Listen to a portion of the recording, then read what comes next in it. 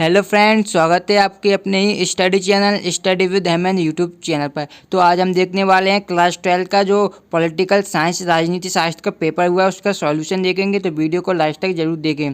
तो पहला प्रश्न था, सही विकल्प चुनकर लिखिए। स्वतंत्रता के समय भारत में कुल कितनी रियासतें थीं? तो इसका राइट आंसर हो जाएगा 562 रियासतें थीं स्वतंत्रता के समय भारत में। और सेकेंड है, सार्क की स्थापना किस वर्ष से हुई थी? तो इसका राइट आंसर हो जाएगा सन 1985 में। सन 1985 में सार्क की स्थापना हुई थी। तीसरा है, ऑपरेशन जिब्राल्टर निम्नलिखित में से किससे संबंधित है? तो इसका राइट आंसर हो जाएगा भारत और श्रीलंका से संबंधित है। जो ऑपरेशन जिब्राल्टर शब्द है यह किससे संबंधित है? भारत और जो श्रीलंका है उनसे संबंधित है ऑपरेशन जिब्राल्टर। चलिए नेक्स्ट क्वेश्चन की तरफ बढ़ते हैं। चौथा है, संयुक्त राष्ट्र के ध्वज की पृष्ठभूमि किस रंग की है? तो इसका राइट आंसर ऑप्शन है यहाँ पर लाल, हरी, नीली और नारंगी। तो इसका राइट आंसर हो जाएगा नीली है। जो संयुक्त राष्ट्र संघ के ध्वज की पृष्ठभूमि किस रंग की है? तो है नीली रंग की है। पांचवा है हमारा, भूमंडलीकरण है। तो क्या है? विश्व का मंडलीकरण। भूमंडलीकरण से तात्पर्य होता है जो विश्व का मंडलीकरण। तो इसका राइट आंसर क्या हो जाएगा? राइट आंसर हो जाएगा इसका विश्व का मंडलीकरण। चलिए नेक्स्ट क्वेश्चन की तरफ बढ़ते हैं। सेकंड प्रश्न है, रिक्त स्थानों की पूर्ति कीजिए। तो पहला है, फर्स्ट गुट निरपेक्ष शिखर सम्मेलन खालिस्तान भाग लेते हैं। तो इसमें राष्ट्राध्यक्ष भाग लेते हैं। सेकंड में सीटों की स्थापना सन खालिस्तान में हुई थी। तो है 1952 में हुई थी सीटों की स्थापना। तीसरा, संयुक्त राष्ट्र दिवस खालिस्तान को मनाया जाता है। तो है 24 अक्टूबर को मनाया जाता है संयुक्त राष्ट्र दिवस।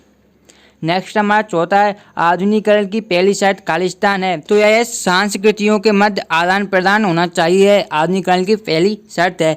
पांचवा है, व्यक्ति की स्वतंत्रता को खालिस्तान बाधित करती है। तो क्या अधिकार बाधित करती है? जो व्यक्ति की स्वतंत्रता को अधिकार बाधित करती है। तो इसका राइट आंसर हो जाएगा पांचवें का अधिकार। चलिए आगे बढ़ते हैं। प्रश्न क्रमांक 2 कंप्लीट हो गए। प्रश्न क्रमांक 3 है, प्रत्येक का एक वाक्य में उत्तर दीजिए। तो क्या भारत विश्व बैंक में किस प्रकार का सदस्य है? तो जो भारत विश्व बैंक में एक मौलिक सदस्य है। किस प्रकार का? एक मौलिक सदस्य है। और दूसरा, नेपाल में किस क्षेत्रीय संगठन का मुख्यालय स्थित है? तो नेपाल में जो सार्क होता है संगठन है, एक आपको पता ही होगा, तो इसका मुख्यालय है नेपाल में।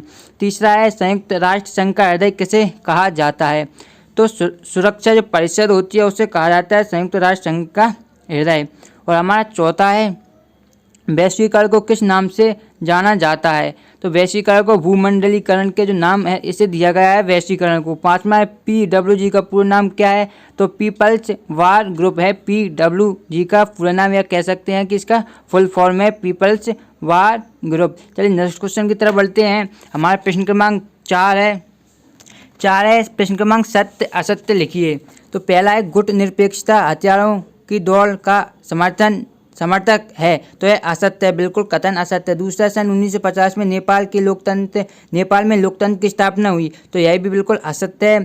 तीसरा, भारत 30 अक्टूबर 1945 को संयुक्त राष्ट्र संघ का सदस्य बना। तो यह बिल्कुल सत्य है। चौथा है, परिवर्तन आधुनिकीकरण की पहली शर्त है। तो यह भी राइट आंसर हो जाएगा। और पांचवा है, भारतीय संविधान कठोरता एवं नमनीयता का अद्भुत मिश्रण है। तो आपको पता ही होगा कि जो भारतीय संविधान है बिल्कुल कठोरता और नमनीयता का ही मिश्रण है, यानी कि इसमें कठोरता भी है, नमनीयता भी है। तो इसका सत्य है, तो यह राइट आंसर हो जाएगा सत्य इसका। नेक्स्ट देखते हैं। पांचवा है, सही जोड़ी बनाइए। तो पहला का है, BN राव।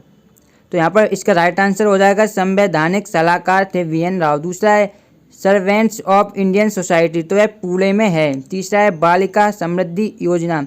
तीसरा का हो जाएगा आंसर 1968 इसका राइट आंसर हो जाएगा। फिर है चौथा, गोरखालैंड आंदोलन। तो है कि असम में हुआ था गोरखालैंड आंदोलन। पांचवा है हमारा, परमाणु अप्रसार संधि। तो इसका राइट आंसर हो जाएगा 1997 में हुआ था। तो यह हो गए हमारे ऑब्जेक्टिव के सॉल्यूशन। चलिए अब देख लेते हैं कौन कौन से प्रश्न आए थे आपके एग्जाम में। तो काफ़ी कैसा पेपर गया आप कमेंट बॉक्स में ज़रूर बताएं।